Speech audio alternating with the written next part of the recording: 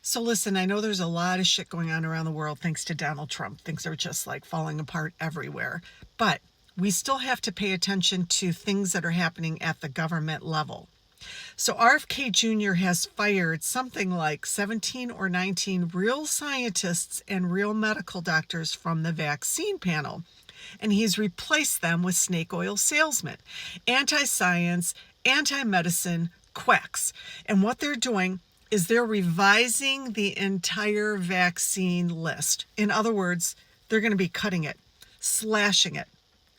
What does this mean? Okay, so they're determining whether a vaccine is healthy, whether it should be recommended.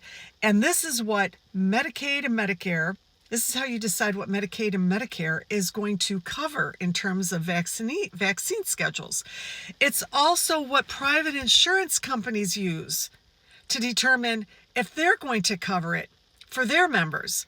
Case in point, the COVID vaccine more than likely is going to be removed from this list. What does that mean? If you're on Medicaid or Medicare and want to get the COVID vaccine, you're going to have to pay out of pocket for that over $150.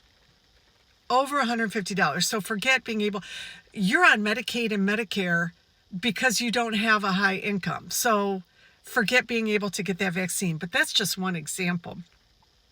Look at the childhood vaccine schedule.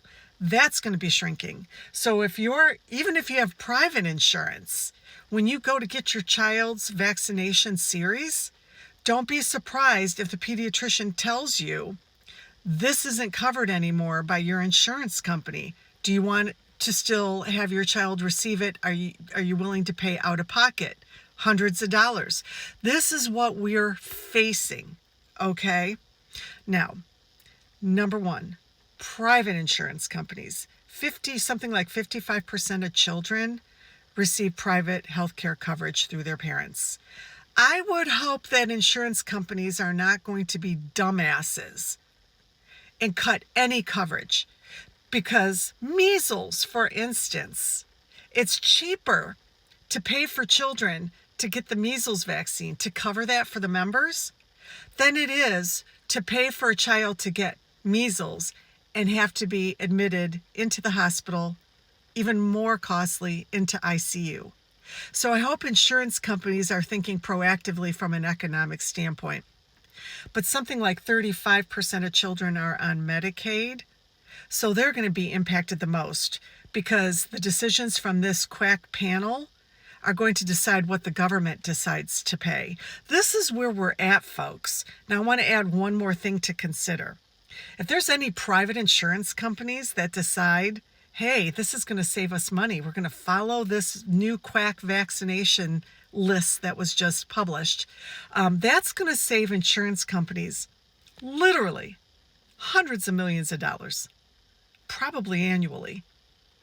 Do you think that that's going to come back in the form of reduced premiums for you and me? I don't think so. The next 3.5 years can't come fast enough.